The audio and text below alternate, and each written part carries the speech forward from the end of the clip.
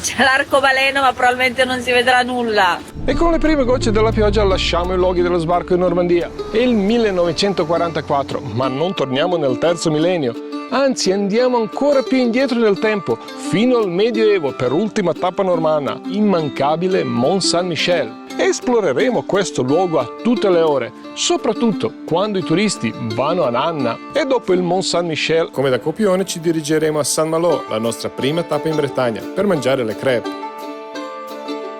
Dopo qualche chilometro di strada nazionale si torna a guidare in mezzo ai villaggi normanni e ben presto e da molto lontano si incomincia a intravedere la sagoma maestosa di questa meraviglia. Abbiamo parcheggiato nel parcheggio ufficiale, quello numero 8, dormiremo anche qua stanotte e ora andiamo a piedi. C'è anche la navetta compresa nel prezzo, ma vista la coda si arriva prima a piedi. Ma non solo per questo andiamo a piedi. Ovunque ti giri è pieno di mucche colorate. È pur sempre l'ultimo paese della Normandia. E ci siamo quasi. Oh. Wow! Ed eccola qua. E questa è la diga grazie alla quale Mont Saint-Michel è tornata ad essere un'isola. Ma di questo vi parleremo appena saliremo sulle mura, perché si vede meglio. Ma poi la diga è uno dei punti più iconici per osservare Mont Saint-Michel, soprattutto di sera. Ora, a parte il fatto che il barettino ha messo le poltrone e anche un po' di tavoli, ma ci sono le gradinate dove sedersi. E la vista è questa qua. E non eravamo soli a fare le foto, anche perché eravamo in un fotoposto. Si può dire così? E poi, vuoi mettere andare a piedi verso Mont Saint-Michel? Ci sono anche le famose pecore di Mont Saint-Michel. Mont Saint-Michel è molto conosciuto come meraviglia d'Occidente, ma molto meno come una tappa storica e spirituale. È una delle 7 tappe del Cammino di San Michele, un antico pellegrinaggio che parte dall'Irlanda, attraversa Europa e arriva fino alla Terra Santa. Fammi fare una ripresa. E praticamente ogni 100 metri potresti fare un'altra ripresa, anche se alla fine poi sono tutte uguali. Ma se collegate questi 7 monasteri su una mappa con una linea, prima otterrete la cosiddetta linea sacra, ma poi vedrete che è praticamente una linea retta e ci sono ben 2 punti in Italia. Le pecore di Mont Saint-Michel sono famose quasi quanto l'abbazia e si vocifera che sono sfruttate per la tosatura dei punti poco accessibili. E gridavo mamma. Scherzi a parte, siamo arrivati alla fine della vecchia diga, accompagnati dal gioco delle ombre normanne. Ora si continua con il ponte fino all'isola. C'ero anch'io, solo che stavo riprendendo. In quei giorni la marea era veramente bassa e la gente accorreva in massa per fare una passeggiata sotto quelle mura spettacolari. E ora per qualche secondo godiamoci abbazia e io mi sforzerò di stare zitto.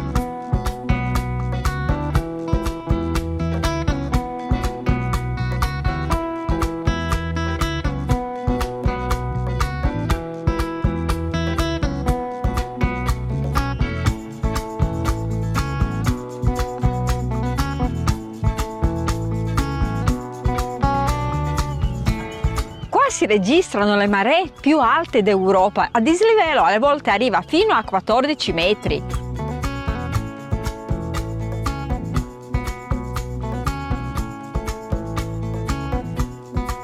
L'acqua arriva così velocemente che Victor Hugo scrisse avanza alla velocità del galoppo di un cavallo e noi l'abbiamo visto l'ultima volta. Maio foca! E sta andando verso la diga. La base di Mont Saint-Michel è la roccia granitica. Questo sembra un dettaglio così nerd, ma è importante, altrimenti tutto questo non starebbe in piedi. E dopo tutti questi giri intorno, ora finalmente entriamo. Questo è proprio il dessert. E se mi ricordo bene, l'ultima volta era la mia parte, non tanto preferita, ma quella che mi ha colpito di più. Immagino che non è importante quante volte vieni, rimani sempre a bocca aperta, perché alla fine, se sei appassionato di Gardaland, Europa Park, ti sembra di trovarti lì, soltanto che questo non è cartongesso, questo è tutto vero. Immancabile conchiglia, ma prima di entrare, guardate la bagaglieria, ma guarda che scorcio, pazzesco. Come ogni ingresso medievale che si rispetti, c'è una porta di legno e c'è pure spioncino. E ora arriva il pezzo forte. Il ponte levatoio. E qua c'era la guardia. Però io entro dall'ingresso principale. Voglio dire, mica mi manco il ponte levatoio. Non capita tutti i giorni. Anche qui abbiamo un spioncino. Bonjour. Ma non ci credo. Ogni porta che passi è sempre più bello. Ma questo non è soltanto un posto per i turisti. Qui le persone vivono, anche se poche, penso 30 in questo momento. Però è una città vera e propria. Anzi, vi faccio vedere di più. C'è pure la posta. Ma in che contesto? Prima di andare lassù, dobbiamo prima salire le scale. Perché abbiamo un discorso che non abbiamo finito. Ma guarda che spettacolo! Ma senti, posso continuare a dire che spettacolo? Certo, il nostro video. Sì, lo so che nei video si tende un po' a esagerare, ma questo posto è spettacolare proprio perché è autentico. E qua ovunque ti giri c'è una vista che ti blocca, che non ti fa andare avanti. Poi ci sono questi tetti in ardesia bellissimi. Ma questo tetto è nuovo e anche bello. Ma questo qua sembra un'opera d'arte. Di questo non ne parliamo nemmeno. No, ti lascio lì in pace. Ed ecco la passeggiata. Lì in lontananza c'è la nuova diga. Dicesi Mont Saint-Michel è un'isola, in effetti lo è, ma negli ultimi 20 anni è ridiventata un'isola perché nell'800 hanno costruito una diga e tutto questo ponte era terraferma. Ora ci spostiamo un po' cercando il riparo dal vento. Era una cosa bella per quanto riguarda i rifornimenti, perché si arrivava, perché si riusciva ad arrivare fin qua giù. Non che adesso non si può arrivare fin qua giù, però prima, qua sotto, c'era un parcheggio. Ma il problema principale è che quella diga alla fine continuava a ingrandirsi e Mont Saint-Michel non era più un'isola e l'ecosistema era completamente distrutto. E più si va avanti, più diventa spettacolare. E poi verso 2000 hanno deciso di fare questa bonifica, distruggendo la diga, mettendo il ponte e creato quella diga che abbiamo visto all'inizio, adesso magari metto qualche immagine, che regolava il flusso d'acqua. Così Mont Saint-Michel è diventato di nuovo un'isola e le foche riescono a risalire il fiume per venire a mangiare. Ma quello lo vedremo più tardi, al calar della notte. Ora qui i dettagli architettonici sono veramente pazzeschi, anche se c'è un po' di gente. Sinceramente mi aspettavo prezzi più alti. Alla fine sono in linea con quello che abbiamo visto anche nelle altre città. Qui c'è negozi di souvenir, mentre al primo piano c'è la creperia. Sì, però io una crepe o una galette qui la prendo. Qui non mi sembrano prezzi esagerati. No. Comunque oggi è lunedì e siamo assolutamente fuori dall'alta stagione. Ma qui lo spazio è talmente stretto che comunque è tutto ingolfato. Ma questo qua c'ha la licenza, in effetti è chiuso. Oh, ma alla fine è aperto. Mi ricordavo questo passaggio attraverso questo negozio di souvenir verso le mura esterne. Simpatici. Sono qui a proteggerci. E solo i camperisti si lamentano di questo cambiamento qua perché una volta potevi parcheggiare sotto. Ora iniziamo a salire. Cosa si vede? Ma che scorcio pazzesco! Incredibile, sempre più bello.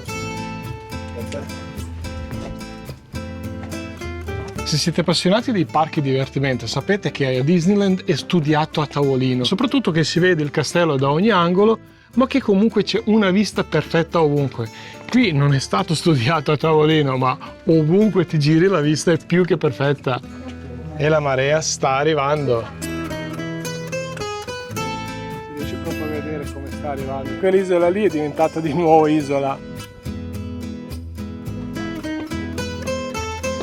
E finché aspettiamo di entrare nel castello, bisogna dire che anche sotto il castello si trova una cappella, Notre-Dame-sous-Terre. E questa cappella è più antica di tutte, scavata direttamente nella roccia.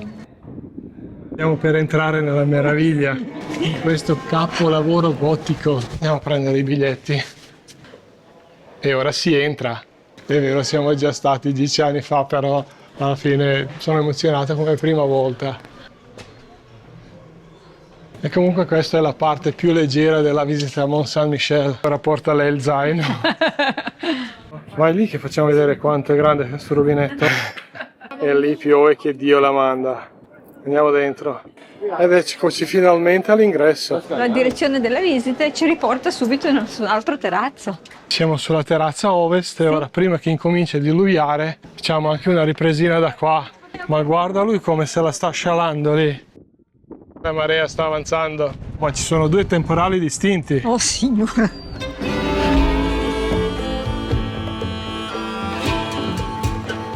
Wow! Entrando nell'abbazia di San Michele, per via della sfera siamo stati proiettati a Trinity College di Dublino, dove c'era un'altra che rappresentava la Terra, invece qui troviamo quella della Luna. E per la cronaca ci troviamo a livello più alto dell'abbazia. La chiesa è stata costruita intorno all'anno 1000 in stile romanico-gotico, ovviamente dedicata a San Michele. Come è anche possibile vedere in ogni dettaglio. In questo monastero esiste ancora una comunità monastica, comunità cattolica di Gerusalemme, e potete partecipare alle messe. E la cosa più impressionante è proprio questa mescolanza dei stili, gotico e romanico. La prima volta quando siamo stati, quello che mi è rimasto di più è sicuramente il fatto che siamo stati con le nostre figlie. Questa volta quello che mi rimarrà è la guida spagnola, che racconta così che sembra che sta litigando con qualcuno in continuazione. Io la adoro, chiederò una foto. Hanno rimpicciolito la sfera! Ecco il mio idolo. Di solito nei chiostri al centro troviamo un pozzo. Qui ovviamente non è il caso perché ci troviamo circa 100 metri sul livello del mare, cioè su una collina, e c'è una sfera. Ma quando siamo stati 10 anni fa c'era una enorme sfera di cristallo, anzi proprio di specchio. Invece questa qua è stata rubata in una discoteca e questa è la vista dal chiostro. Però ora c'è il vetro. Questo chiostro sospeso tra cielo e mare non serviva soltanto per le passeggiate, ma per meditazione e preghiera. A ogni angolo la vista è sempre più spettacolare, nonostante la pioggia. Ed eccoci arrivati al refertorio. Non so di che epoca è il pavimento, però è consumato bene. Nel refertorio i monaci mangiavano in silenzio ascoltando le sacre scritture. Adesso qua deve esserci una installazione e c'è un rumore direi piuttosto fastidioso. Ci sono i piccioni che stanno litigando. E stiamo arrivando nella sala degli ospiti. Questa sala all'epoca ospitava re, nobili e vescovi ed era un onore ospitare questi personaggi qua. Però questi personaggi avevano dietro di sé anche un seguito che doveva essere sfamato. Ma dovevano essere anche riscaldati. Ora cerco di farvi capire quanto sono grandi questi camini. Chissà se anche loro quando si trovavano parlavano del meteo o della politica. E ogni capitello è scolpito in modo diverso. La strada ci porta all'esterno. Andiamo.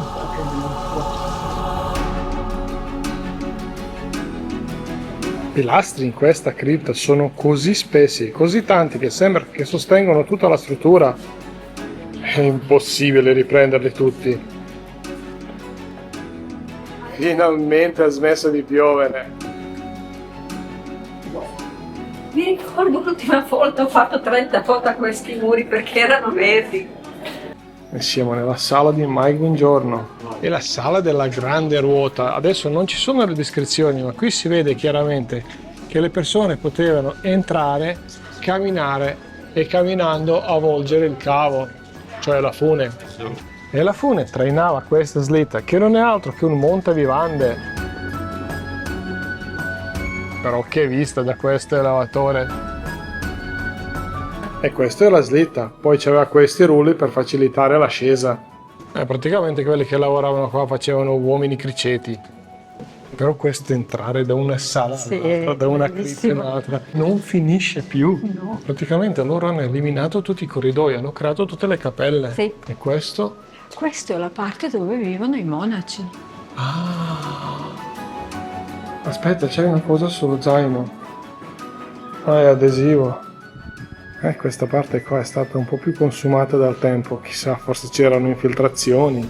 E questo mi ricorda Underground di Plzen. Ed eccoci in un'altra grande sala. Ci troviamo nello scriptorium, conosciuto anche come la sala dei cavalieri, ma con i cavalieri non aveva niente a che fare, perché qui i monaci trascrivevano libri e li anche minavano. Guarda che bello questo passaggio. E ora una curiosità, quando abbiamo cercato le informazioni sul Mont Saint-Michel ci ha detto che a livello 2 c'è lo scriptorium e sala degli ospiti. La sala degli ospiti, magari se guardate video indietro, era circa 7-8 cripte e 2 stanze indietro, una mezz'oretta fa, soltanto per dire quanto è enorme questo posto. Chissà se questo è un armadio svanitore. Ci sono diversi plastici di come si è sviluppata l'abbazia nel corso degli secoli. Qui siamo al X secolo, ma XI-XII secolo nasce l'abbazia e qualche casettina. Poi XVII-XVIII secolo già nascono le mura e si sviluppa la città attorno a un'abbazia crescente. Beh, poi quello è come abbiamo fatto la foto da fuori, perché non avevano tempo di pitturare un po'. Oh, la scala a chiocciola non finisce più. La nausea. Un po'. Arrivati al livello biglietteria. Però a questo livello dovrebbero esserci le cantine dove custodivano le loro grandi scorte, soprattutto quando veniva il re, ma anche la sala degli pellegrini dove accoglievano i pellegrini, ma che potrebbe essere proprio questa, perché adesso qui accolgono noi pellegrini per venderci un pochettino di cose. Visto che poveri pellegrini una volta quando arrivavano erano anche inzuppati, gli davano pure dei vestiti, solo che quei vestiti costano 74 euro questa maglietta. Mont Saint-Michel in realtà è una fortezza inespugnabile perché durante la guerra di 100 anni gli inglesi per 30 anni tentarono di conquistarla senza successo, perché alla fine l'acqua fa il suo e prima di uscire ultima vista dall'alto, ma guardare dove alla fine? C'è in qualsiasi direzione uno spettacolo. Ed eccoci tornati nel villaggio, ora magari una galette ci scappa. Ci facciamo anche noi una porta così. Noi siamo entrati in questo negozio e abbiamo fatto il perimetro esterno delle mura per salire su nel castello. Invece questa strada con quale siamo scesi porta altrettanto all'ingresso. Alla fine fare le mura vale sicuramente la pena, o all'andata o al ritorno. Una volta qualcuno entrava in casa di qua. Non avevo nessuna intenzione di mangiare qua, farmi rapinare, però queste qua mi ispirano e non costano tanto. Mai visto che posto che ho trovato? Bellissimo. Come si taglia? Come vuoi. No, facciamo così. E vai con la prima galette. Prosciutto e formaggio. Certo, assomiglia a una crepe, consistenza è quella di una crepe, però sapore è diverso. Proprio fatta apposta per essere mangiata salata. Questa è con la salsiccia. E senape. Magari in Bretagna proveremo qualcosa di diverso. Questa è la versione street food. Ma io volevo mangiare dalla Merculard un omelette da 46 euro. Devo dire la verità, le galette che abbiamo preso non sono niente di che, ma non erano neanche malvagie e ci bastavano 2. Sì. Infatti la terza l'abbiamo come la merenda. Ma allora cosa mi dici? Che Mont Saint-Michel non è soltanto un mancato parcheggio sotto le mura, ma è un viaggio nella storia. E che storia! 6.5 hours later. Ecco la fochina, anche di sera. Ma che bella. Ne vuole uscire. Eh sì, la foca voleva uscire, ma sulla spiaggia c'era la visita guidata, se così si può dire. Tutte quelle persone la disturbavano, sembrava un bambino spaventato. Continuo con il voice over perché dal vento non si sentiva nulla. Appena l'abbiamo vista siamo saliti verso la chiesetta per vedere meglio sia la foca che la laguna in generale. Da lì si vedeva anche la guglia dell'abbazia. Poi è spuntata anche la seconda foca. Chissà se decide di uscire. Eccola, eccola.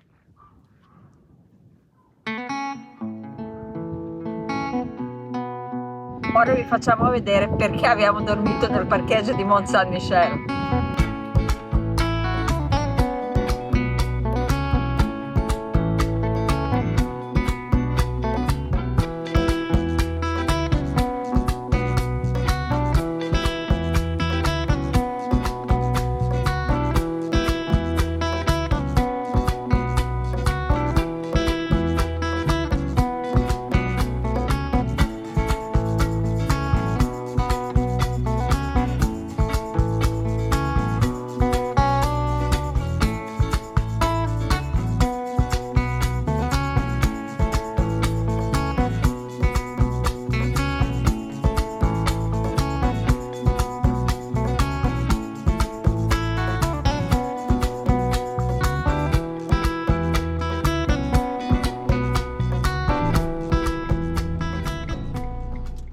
Ragazzi, Lidl ti salva. Qui fanno cioccolato e mezzo euro. La baguette 75 centesimi.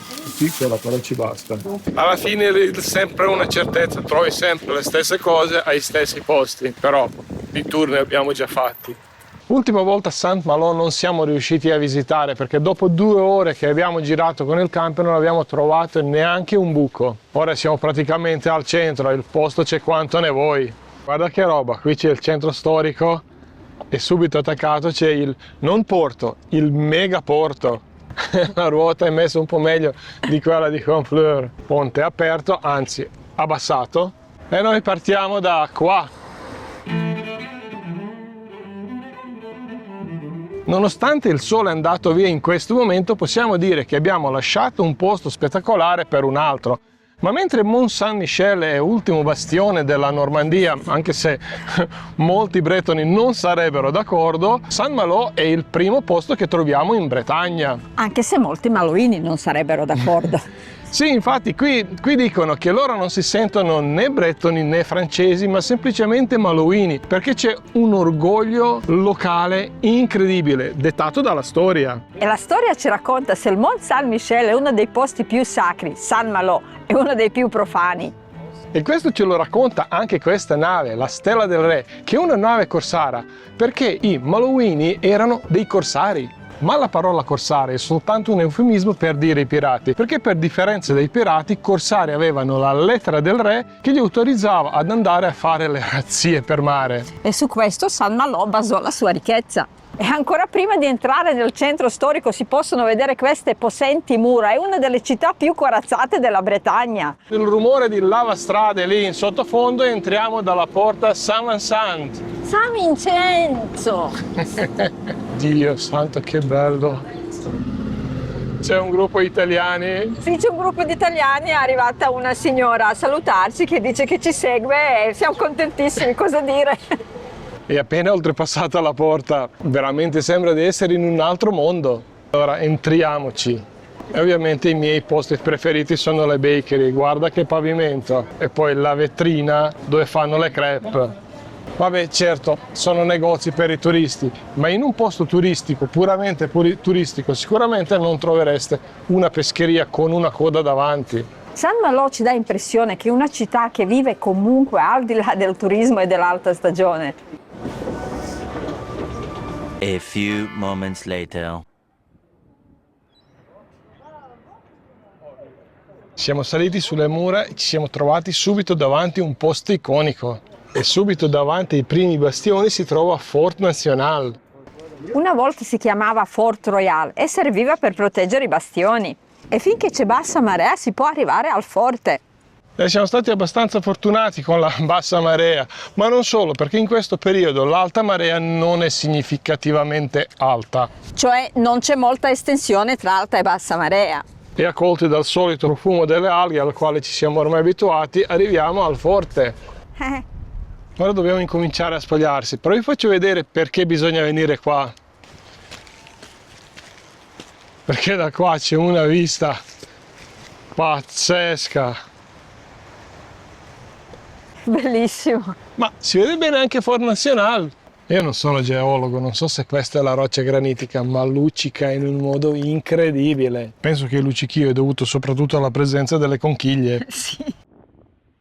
E qui dove finiscono le mura, cioè da Intromura, per 3 km corre la spiaggia Silon. Lungo la spiaggia troviamo prima le palizzate in legno vecchie di secoli e poi c'è una diga costruita nell'8-900 e servono tutti e due per proteggere la città dalle mareggiate. E ora si arriva al pezzo forte. Durante la bassa marea su questa spiaggia spuntano 3000 frangi fluti fatti in quercia di legno nel 600. Servivano per smorzare la forza delle onde e per proteggere la costa dall'erosione. Sembra un bosco. Infatti, e poi per differenza di quelle palizzate, quelli pali antichi veneziani, questi li puoi toccare, alla fine si vede quanto sono antichi. Io?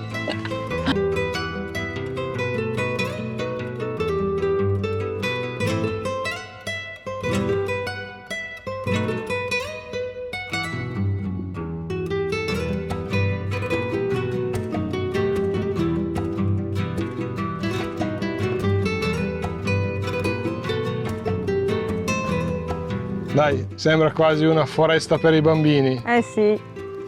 Però è incredibile che questo legno fa lo stesso lavoro di quelli bruttissimi frangiflutti in cemento che sembrano oggetti di guerra. E ora, torniamo su. Le palizzate sono veramente belle, ma la vera star qui a Saint Malo sono le mura. Potrei vendere l'anima per quel terrazzino lì. Ma non per poter lavorare come dico di solito, ma per avere questa vista qua. Qualcuno fa bagno? Dove? Di là verso il forte. Ah, veramente? E la vista su questi tetti fino adesso è la mia preferita. Nonostante sembrano antichi, si potrebbe dire un mezzo fake, perché questa città durante la seconda guerra mondiale è stata bombardata quasi completamente, a parte un paio di vie, vediamo se le troviamo, e dopo negli anni 50 è stata ricostruita pietra per pietra. Ma guarda che vista da qua! Si vede un numero imprecisato di isole, isolotti, scogli, forti, la gente che fa kite, almeno tenta di farlo. E qua si vede quasi perfettamente la spiaggia di Ceylon. Si chiama Ceylon? Sì, Ma tu da dove sei arrivato? imperturbabile, non gliene frega niente proprio, sta cercando il cibo. E le mura sono veramente antiche, del XII secolo. Poi sono state ricostruite nel 600 dopo un incendio e ampliate nel 700. Pensa che loro già nel 700 sapevano che dovevano ampliare e Gardesana è ancora quella? Beh, L'isola, si chiama così. Sono proprio curioso a sapere cosa sta facendo buttando quelli sassi. Sembra un antico rito voodoo. Molte volte i turisti sono più interessanti delle attrazioni locali. è vero. Ah, da qui sì che controllavano bene. E ora andiamo alla Torre Bidouin, molto importante storicamente. Wow, anche da qua la vista è pazzesca.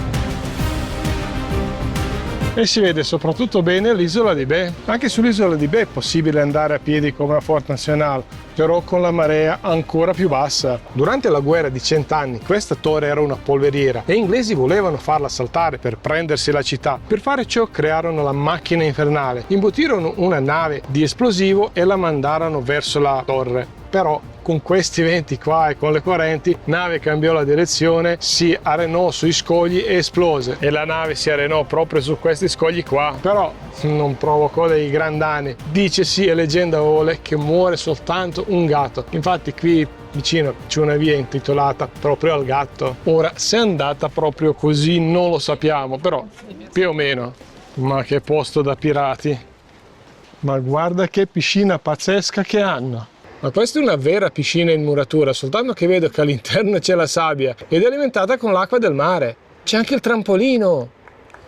Sull'isola di Grande Beu, o già come si pronuncia, è sepolto il famoso scrittore Chateaubriand, ma molti di voi probabilmente hanno sentito parlare della famosa bistecca Chateaubriand, che è stata inventata dal cuoco dello stesso scrittore. Beh, anche lui ha avuto il suo momento virale. Siamo ancora sulle mura, ma c'è un profumo di pesce pazzesco. E siamo arrivati ai canoni del Bastione d'Hollande. Il giro completo delle mura è di circa 2 km e sono percorribili interamente. Ora però scendiamo dalle mura. E quando si diceva all'inizio che ci sembrava una città che vive al di là del turismo, infatti qui c'è una scuola nel pieno centro storico. E subito accanto alla scuola c'è il negozio della magia. Ma dai, malandrino. mamma mia, me verrà domani. C'è pure il cappello parlante. Prima abbiamo detto che la città è stata quasi completamente ricostruita e che sono rimasti pochi pezzi originali. Uno di questi è questa arcata. Che sembra il famoso Ponte dei Sospiri maluano. Ora il fatto di essere ricostruito o no è soltanto un dettaglio. Comunque anche le parti ricostruite ormai stanno arrivando a 70 anni, anche di più. Quindi al giusto grado di maturazione. Questo? I bagni. Bello! Ma Dio santo, guarda questa roba qua, non mi attira più gelato più di tanto, è spettacolare. Qua c'è la coda per le crepe, mi sa che è il posto giusto. Beh dai, una crepe tipo pranzo ci sta. Sì. E finché Maya sta aspettando, io mi sono accorto che ci troviamo sotto la cattedrale. Ma quanto è fotogenica la cattedrale? Cioè, con queste nuvole potrei diventare romantico pure io. E se non stai attento al cibo, c'è chi sta E anche lui si aspetta il suo pezzo di pane. Allora? La crepe al cioccolato nero e Queen Amman, è dolce tipico qua di San Malo. Approfittiamo di questo ristorante quasi italiano. Avevamo preso un dolce tipico qua di San Malo che si pronuncia Queen Amman, non chiedetemi come si scrive. Assomiglia alla nostra torta di rose, solo che questo qua è fritto. Noi abbiamo preso quello tradizionale con burro e zucchero. Sai che ti dico? È ottimo perché non è troppo dolce, cioè è dolce ma assolutamente non troppo, ne andrebbe benissimo con un macchiatone. Si sente Anche un po' con di fucsia. salato dello burro. Sì, sì, ma lo fanno anche con qualcos'altro? Sì, lo puoi prendere con le mele e lo puoi prendere con le mele, caramello e burro salato. Adesso andiamo a trovare ancora il burro salato per dopo. Invece la crepe, prima crepe bretone è con cioccolato nero, però fatto in casa. Io una crepe così morbida, cioè non ho appoggiato i denti, l'ho già staccata. Incredibile. E il cioccolato è la fine del mondo. Qui è pieno di creperie, ti siedi e la mangi in santa pace a 10-12 euro. Questa invece era 3,5 euro ed era fantastica. Poi magari anche quelle sono buonissime, cioè ancora più buone. E si ritorna sulle mura. Qua si vede anche la spiaggia di Silon. Anche la parte intramura all'interno delle mura merita assolutamente. Poi così, con così pochi turisti, te la godi ancora meglio. Ma non regge assolutamente confronto con le mura e con la vista verso il mare.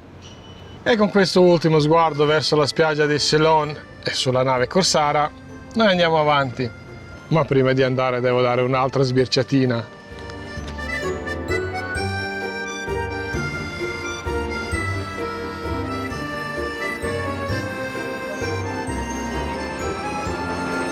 E nella prossima puntata il viaggio continua in una delle città più iconiche della Bretagna, Dinan, piena di casettine carine e molto particolari. E la domanda sorge spontanea: come fanno a stare in piedi? Potrebbero crollare da un momento all'altro. In seguito ci spostiamo ancora più indietro nel tempo. In Bretagna dovete stare attenti soprattutto al vento. Più o meno ci sta portando via. Siamo beccati acqua un'altra volta. E il meteo in generale. Ma vale la pena assolutamente. Alla prossima!